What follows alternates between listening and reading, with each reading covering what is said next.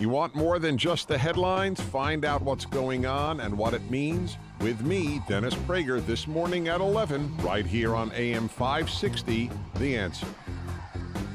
Top of the morning, Dan and Amy. And on Friday, we talked to our friend Scott Shalady, Fox Business contributor, about the April jobs numbers. And he sort of suggested that it was sort of like an Obama jobs numbers report, and that wasn't a compliment.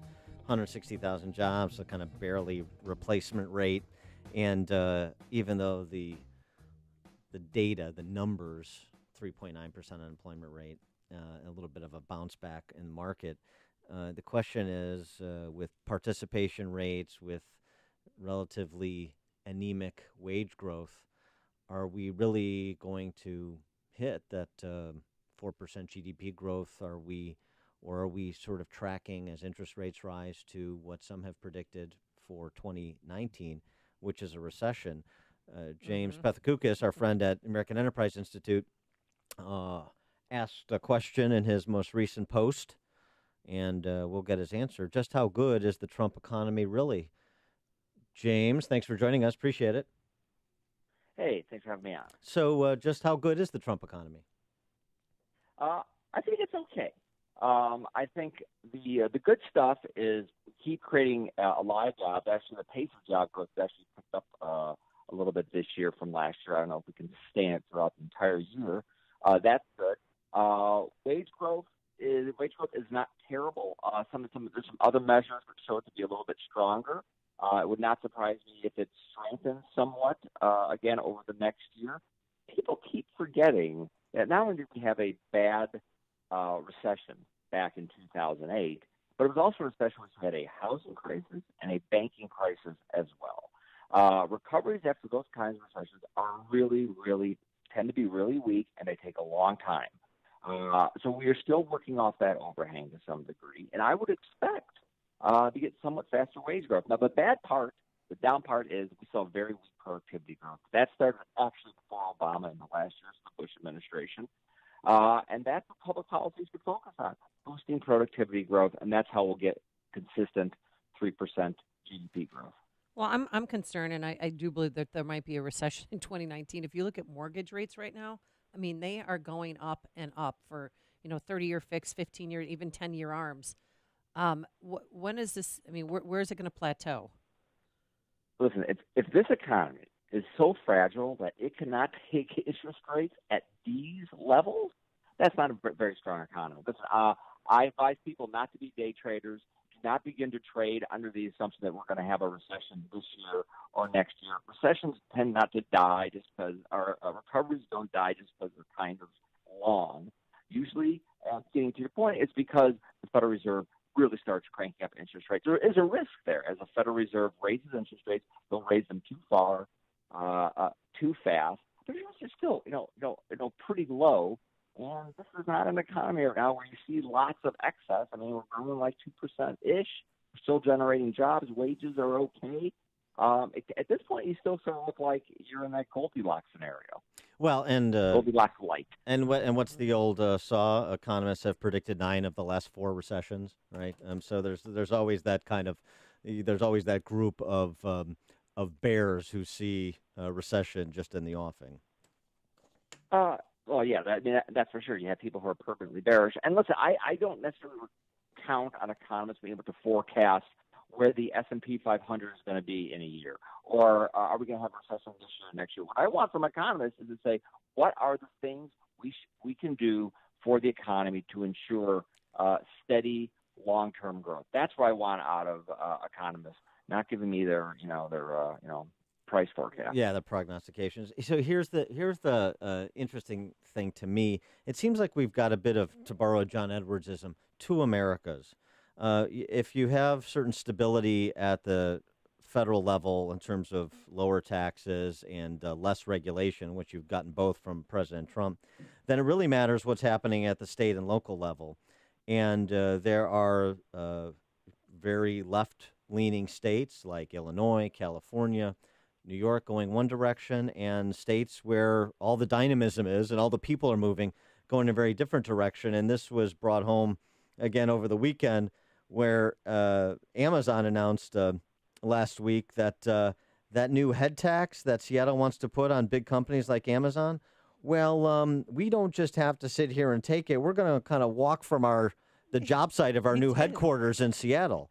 And so, as Amazon looks for a location for HQ2 and a lot of predictions, prognostications that it may be in a right-to-work, low-tax state like, say, Texas or even a little bit less so, but still Georgia. And I wonder if you see that as well, that all the action in terms of policy differentials and the resultant outcomes is really at the state and local level. Listen, I think we don't pay nearly enough attention to what happens sort of on state policy. A lot of big issues, especially with labor market issues, such as whether it's occupational licensing, whether it's sort of education retraining, whether it's these like non-compete agreements, which is really a big thing in the tech industry, which makes it hard for people to move from one sector to one company to another. That's a lot of important policy. I imagine things like that will play into the decision by Amazon to move and where tech companies locate, but also a lot of other things as well.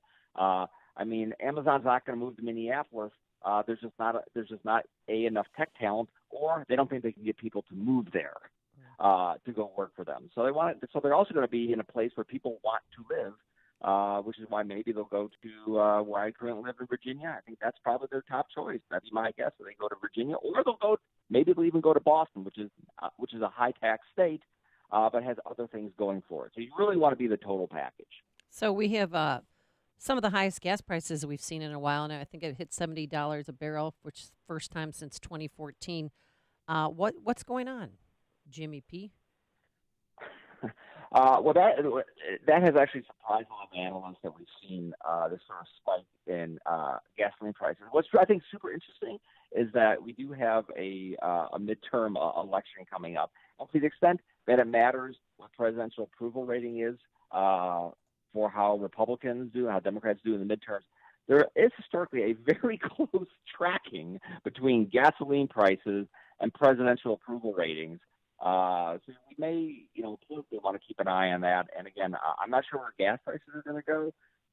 But you're right. I mean, they have bumped up, but that might not be sustainable. For free traders like you and me, were we too concerned about Trump's penchant for protectionist policies, given him pushing off the imposition of those steel and aluminum tariffs on Europe for another 30 days, giving more time for negotiation? Is it the case, do you think, that he's using this as a bargaining position, but he is not going to go full Monty when it comes to these protectionist policies? Well, I mean, like day one of his administration, he scrapped the Pacific trade deal. So if he does absolutely nothing else, it's been a real disaster on trade. And the fact that listen, we had this a renegotiation of this trade deal with South Korea. And so you ended up really alienating a close ally, creating a lot of uncertainty among all the rest of our allies for a trade deal in which there were hardly any changes, although the president said, we got this big, fantastic new trade deal, which, of course, isn't true. So what is the end game to all this? Either we're going to more protectionist trade policy, or we're going to pretend that's what we're doing. I don't see why either of those outcomes is particularly good, though one may be better than the other. At the going back to the state level, although with federal implications, obviously, a Supreme Court decision coming the next month, by the end of next month, in the Janus case. Janus v. AFSCME, it's an Illinois case leveled up to the high court that deals with fair share. The prediction is if Gorsuch goes the way Scalia would have and fair share is eliminated, that's a $2 to $3 billion hit of political money from the public sector unions in this country. How important is that Janus decision, both as it pertains to the labor market as well as it pertains to public sector union strength in public policy making? Probably pretty important. I do a weekly podcast, which everybody should check out at AEI, and I just did a great one on education. And the number one thing preventing a lot of new techniques, new technologies, new ways of doing education is really resistance by public sector unions, particularly the teachers union. So I think anything that kind of weakens that power is probably going to be a good thing long term. All right. He is Jim Pethokoukis. You heard he's got a podcast over at AEI. You can check out his musings there as well. Jim Pethokoukis, Northwestern grad. Friend of Dan Proft. Jeopardy champion. CNBC Very contributor. proud Northwestern grad, Dan. Very proud Northwestern That's what grad. distinguishes us. Now, Yeah, that's wait. the difference between you two. By the way, also, now, did you take, I saw that your daughter recently got into a high-price university. Are there any other kind? And I suggested you start a Jim Pethokoukis Global Initiative. Have you launched that yet? Have you gotten your C3 status yet? I may no. I think I'm going to start small with a crowdfunding page to help me out. All right, Okay. Very good. Now, where is she going? I have children at a variety of fine American universities. Okay, all right, very good. All right. Okay, He so just wants to he protect doesn't want to protect their anonymity on campus so they're not excoriated for having Jim as a dad. I'm very powerful. I'm a very powerful person. Jim, thanks for joining us. Appreciate it. Thanks. And he joined us on our turnkey.pro answer line.